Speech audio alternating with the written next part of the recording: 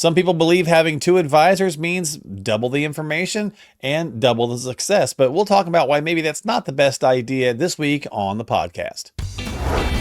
Welcome into Phil's Tax Hacks and Other Retirement Facts with CPA and personal financial specialist, Phil Putney. Now let's get rolling with today's show. Hey everybody, welcome into Phil's Tax Hacks and Other Retirement Facts.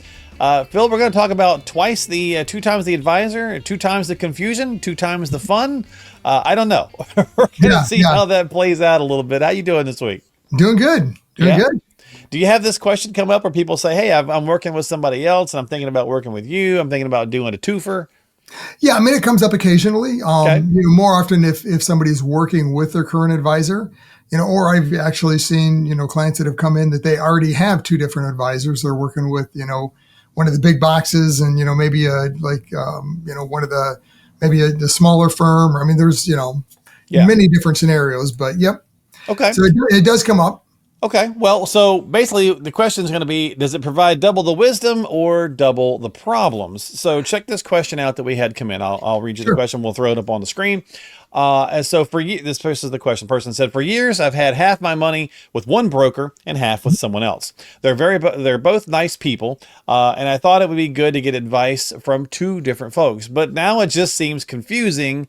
Am I better off having it in one place? So that's the setup for that. I guess the first place to start, Phil, is why even split your money in the first place with two advisors? What's some of the things you've seen or heard?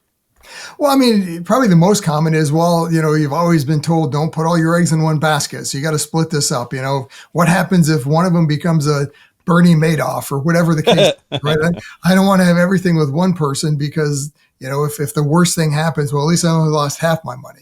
Yeah. Okay. So I mean, that comes up more often than not is the old adage of, well, not all your eggs in one basket, which I can kind of understand that. But at the end of the day, you have to look at the reality of, okay, what are you trying to hedge against? And is there other ways to help hedge against that? Right. Well, and I think, Phil, that exists too, because we've talked about this before. I think that exists when someone says, hey, I went to this company and I bought a mutual fund. And then I went to this other big company and I bought another mutual fund. So I would be diversified. Well, a lot of these companies, first of all, now have merged, right? So one company has bought all and they're all under the same entity. So at some point, inertia kind of happens and they kind of come together. But I think maybe that's where some of that kind of got going. Having two like boutique advisors like yourself, to me, just does seem confusing, like to this person's question. Right. Because I guess we ought to be honest too and say, look, they're not talking to each other most likely. If you're working with advisor A on the east side of town and advisor B on the west side of town, they're not calling each other when something's happening and saying, what are you doing? Right. That's not happening. Right. So, I mean, I get where they're coming from, having multiple opinions. And on the surface, that sounds really good. That's what the internet's for. Well, but I would say the time you want multiple opinions is when you're first going in to figure out who you're going to work with. I mean, think of it like from a doctor standpoint. When you need some kind of procedure and you're selecting who you're going to work with. You might have gone to one or two different doctors to get their input and their treatment plan looks like and something, but at the end of the day, okay, you don't go to Dr. A and Dr. B and say, okay, you know what, I'm going to have each of you do the procedure.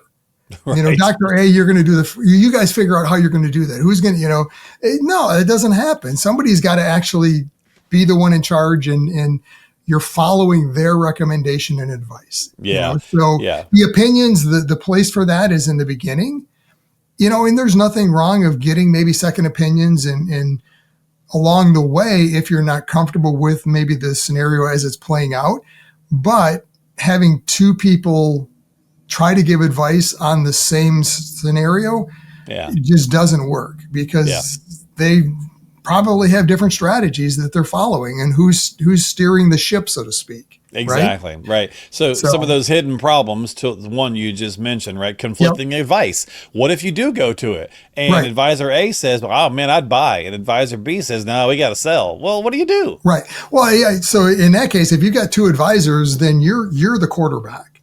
True. You, the client, now become the quarterback and you've got to take that opinion and advice and make the ultimate decision. Well, most retirees that I work with, that's not their goal in retirement. They just want to retire and get on with life and doing what they enjoy and are planning in retirement, not worrying about where am I going to take money from today? And, should I buy this? Should I sell that?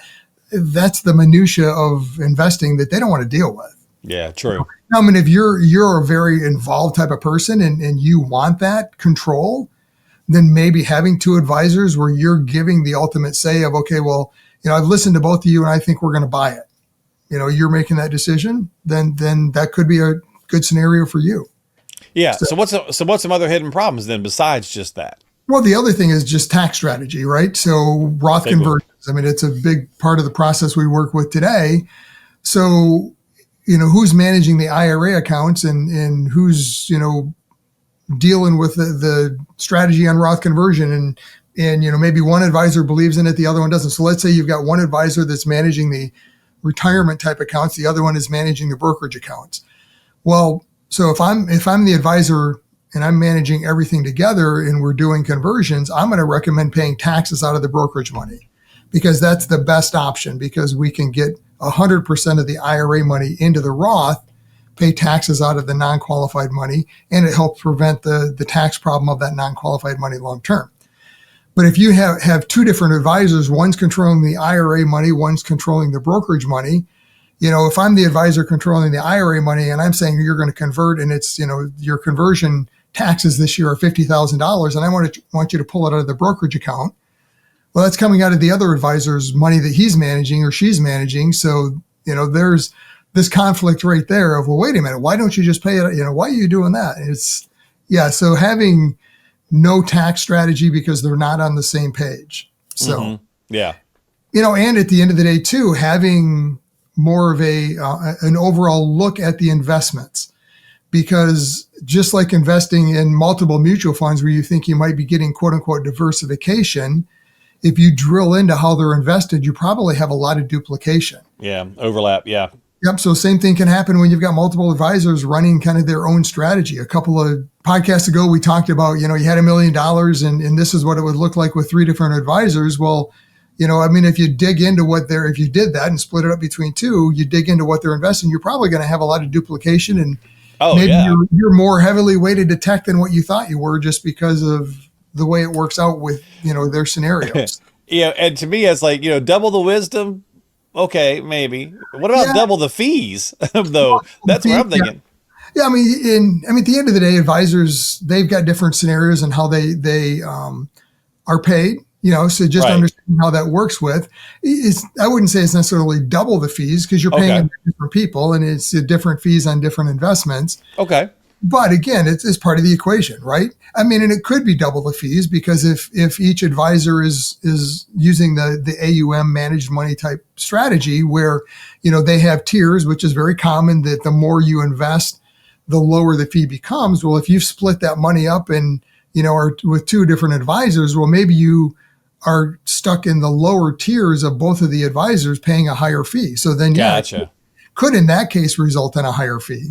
So is there any it becomes more difficult to manage, right? Yeah, and different places, and usually we've got a client portal where all our accounts fit into, and you can see kind of your holistic picture. But what about outside accounts? Well, how does that work? Or where do you get the performance numbers from? Yeah. So, I think for most of us, it just feels like more headache than it's worth. Maybe ultra rich, ultra high net worth. Maybe there could be some points there. Yeah. But if you get into the ultra high net worth, it might make sense because, so somebody has 10 million, $20 million they're investing, right? And they have a bond portfolio, meaning individual bonds. Well, that's a very unique strategy that most advisors, they're not managing individual bonds. So maybe you've got a manager or an advisor that is their specialty. They manage individual bonds. Okay. But at the end of the day, even in that scenario, you're going to have somebody that's kind of quarterbacking and overseeing the whole picture. The Tax Smart Retiree is your comprehensive guide to mastering tax efficiency for a flourishing retirement. you will find indispensable advice and actionable strategies designed to enhance tax savings, maximize Social Security benefits, protect against market volatility, and develop a customized retirement plan. To get your free ebook, click the link in the show notes of today's episode and download your copy of The Tax Smart Retiree right now. More of a financial team, which really, I mean, even for us regular folks who don't have 20 million, a financial team exists if you think about it, having a financial advisor, a CPA, and maybe handling the insurance and an insurance and an attorney, right? That kind of thing. Yeah. So yeah. Yeah. So you have a team, but at a larger scale for the higher net worth clients, they have some specialties where you might need to have advisors that are unique to that specific specialty. Makes sense. So let's answer the question directly, the person's question. At the end of the day, having two advisors, good idea, bad idea, in your opinion? I would say for most investors, it is a bad idea. Just because you're going to have two different opinions. I mean, everyone is following their own strategy. We've got a very specific philosophy and strategy that we follow. So if somebody comes to me and they want to split the money like that, generally I would recommend we don't do it, and I'll back away from that just because it becomes too conflicting. Yeah.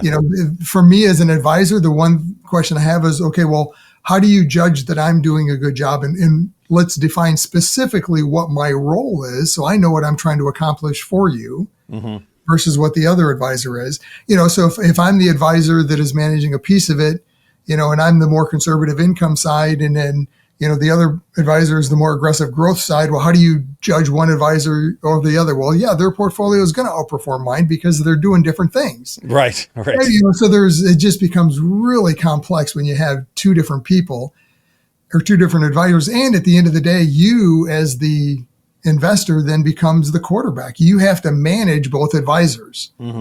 And again, if that's what you like to do and that's you're the detail-oriented type of person, then maybe having two works for you. But if you're like most individuals that get to retirement and just say, hey, I just want to know that it's going to be okay. I'm not going to run out of money. I'm not overpaying in taxes. I've got a plan. I can spend X amount a month. We're good. You figure out the details. Then having two advisors is not a good idea for that type of person because there's way too much going on that you're not quarterbacking the two together. So I just go back to humans in general when it comes to my thing is too many cooks in the kitchen, right? Yep, there you go. It just winds up being more complicated than it's usually worth and more stress inducing as well. But to each their own. So as always, if you got some questions, need some help, reach out to Phil. Maybe you want to just talk about just solidifying and having one advisor. Certainly Phil can help. And again, you could be looking for something like Phil where he does the CPA. Like not all advisors do a lot of the CPA stuff, right? So that could be something that if you're that kind of person thinking I need a team, maybe looking for someone who's doing multiple things in-house could be, that solution that you might be looking for. So if you need some help, reach out to Phil and Brandon and the team there. And of course, you can click on the links and we have that in the show description to get yourself some time onto the calendar. And with that, we'll see you next time on here on the podcast. Phil, thanks for hanging out, buddy. Thanks. Take care. I always appreciate your time. We'll see you later on Phil's Tax Hacks and Other Retirement Facts. Phil? Investment advisory services offered through AFS Wealth Management. The content of this program is provided for informational purposes only and is not a solicitation or recommendation of any investment strategy. Investments and/or investment strategies involve risk, including the possible loss of principal. There is no assurance that any investment strategy will achieve its objectives.